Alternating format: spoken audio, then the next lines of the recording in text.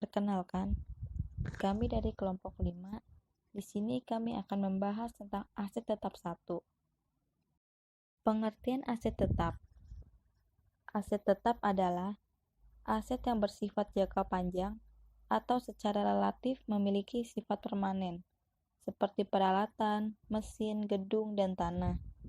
Nama lain yang biasa digunakan dalam bahasa Inggris untuk aset tetap adalah plant asset atau property, plant and equipment. Aset tetap memiliki 3 karakteristik, yaitu yang pertama, memiliki bentuk fisik dan dengan demikian merupakan aset berwujud. Yang kedua, dimiliki dan digunakan oleh perusahaan dalam kegiatan operasi. Yang ketiga, tidak dimaksudkan untuk dijual sebagai bagian dari kegiatan operasi. Menurut PSAK 16, kriteria dari aset tetap adalah: yang pertama, barang berwujud. Yang kedua, dimiliki untuk digunakan dalam produksi atau penyedia barang atau jasa untuk direntalkan kepada pihak lain atau untuk tujuan administratif. Dan yang ketiga, diharapkan untuk digunakan selama lebih dari 1 periode.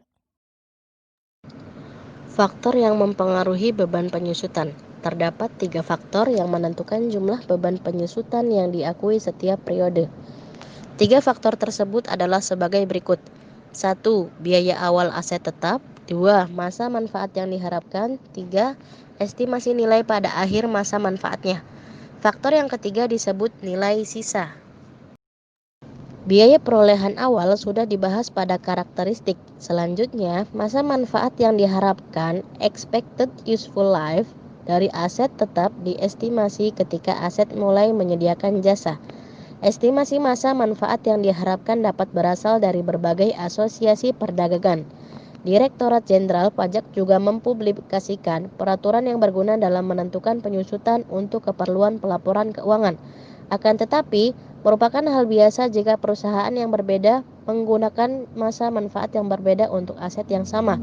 Nilai sisa aset tetap pada akhir masa manfaat yang diharapkan harus diperkirakan pada saat aset siap untuk menyediakan jasa. Dalam bahasa Inggris, nilai sisa terkadang disebut scrap value, salvage value, atau trade-in value. Perbedaan antara jumlah periode perolehan awal dan nilai sisa. Maka keseluruhan biaya harus dialokasikan pada penyusutan. Penyusutan aset tetap berdasarkan penggunaannya dibedakan menjadi 2, yaitu yang pertama, metode penyusutan satuan jam kerja. Dengan metode ini, beban penyusutan aktiva tetap ditetapkan berdasarkan jumlah satuan produk yang dihasilkan dalam periode yang bersangkutan. Rumusnya adalah beban penyusutan per tahun sama dengan jam kerja yang didapat dikali dengan tarif penyusutan tiap jam. Tarif penyusutan tiap jam didapat dari harga perolehan dikurangi nilai residu dibagi dengan jumlah total jam kerja penggunaan aktiva tetap. Yang kedua, metode penyusutan satuan hasil produksi. Menurut metode ini, beban penyusutan aktiva ditetapkan berdasarkan jumlah satuan produk yang dihasilkan dalam periode yang bersangkutan.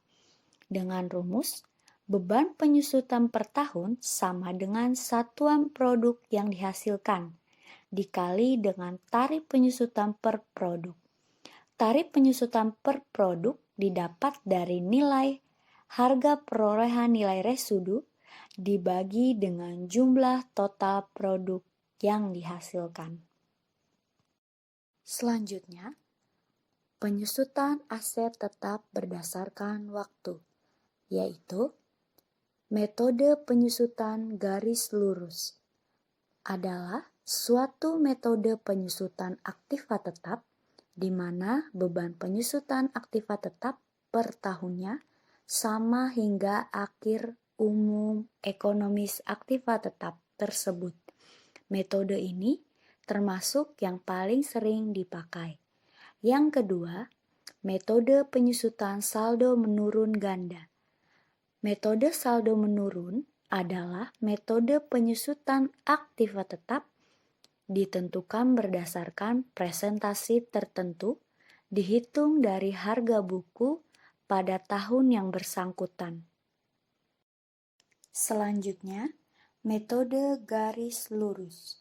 Dengan metode ini, besarnya beban depresiasi dialokasikan dalam jumlah yang sama untuk setiap tahunnya selama masa manfaat aset tersebut, dan akan menghasilkan jumlah beban penyusutan yang sama untuk setiap tahunnya. Dengan menggunakan rumus, tarif penyusutan per tahun sama dengan beban penyusutan per tahun sama dengan harga perolehan dikurangi nilai sisa dikali dengan tarif penyusutan. Baik, di sini saya akan menjelaskan contoh soal pada materi aset tetap 1 dengan metode garis lurus. Langsung saja di sini ada soalnya, yaitu pada bulan Januari 2019 dibeli sebuah aset tetap dengan harga perolehan sebesar 100 juta rupiah. Berdasarkan estimasi manajemen, aset tetap ini memiliki umur ekonomis selama 5 tahun, dengan nilai sisa atau nilai residunya sebesar 5 juta pada akhir tahun kelima. Hitunglah tarif penyusutan per tahun, beban penyusutan per tahun, dan schedule penyusutan. Untuk pembahasannya, kita akan jawab satu persatu. Yang pertama akan mencari tarif penyusutan per tahun. Nah, tarif penyusutan per tahun itu rumusnya 100% dibagi dengan umur ekonomis yang ada di soal tadi. Nah, di sini kan umur ekonomisnya 5, jadi 100% dibagi 5 sama dengan 20%. Yang kedua, kita akan mencari beban penyusutan per tahun. Beban penyusutan per tahun ini diperoleh dari harga perolehan, yaitu 100 juta rupiah, dikurangi nilai residu atau nilai sisa pada akhir tahun 5 juta, dikali dengan tarif penyusutan per tahun yang telah dicari sebelumnya. Jadi sama dengan 95 juta rupiah dikali 20%. Hasilnya yaitu 19 juta rupiah. Untuk selanjutnya yaitu schedule penyusutan. Di sini besar nilai residu 5 juta sesuai dengan estimasi manajemen. Maksudnya yaitu sesuai dengan soal yang telah ditulis di soalnya, itu 5 juta. Nah, kita akan membuktikan apakah di 5 tahun terakhir itu nilai residunya itu 5 juta atau bahkan berubah gitu. Jadi kita buktikan mulai dari kolom tahun, beban penyusutan, akumulasi penyusutan, dan nilai buku akhir. Untuk tahun di sini kan di soal mulai dari 2019. Jadi 5 tahun berikutnya itu kita tambahin 5 tahun ke depan sampai 2023. Beban penyusutannya sama 19 juta. Dari mana? Dari pencarian sebelumnya. Terus akumulasi penyusutan itu bisa berubah. Jadi semakin bertambahnya tahun, dia akan bertambah. Misalnya tahun 2019 itu 19 juta. Tahun 2020 ditambah 19 juta lagi. Tahun 2021 ditambah 19 juta. Dan berikutnya sampai tahun ke 2023. Selanjutnya nilai buku akhir. 100 juta di sini itu dari soal ya teman-teman. Terus tahun 2019, kenapa di sini 81 juta?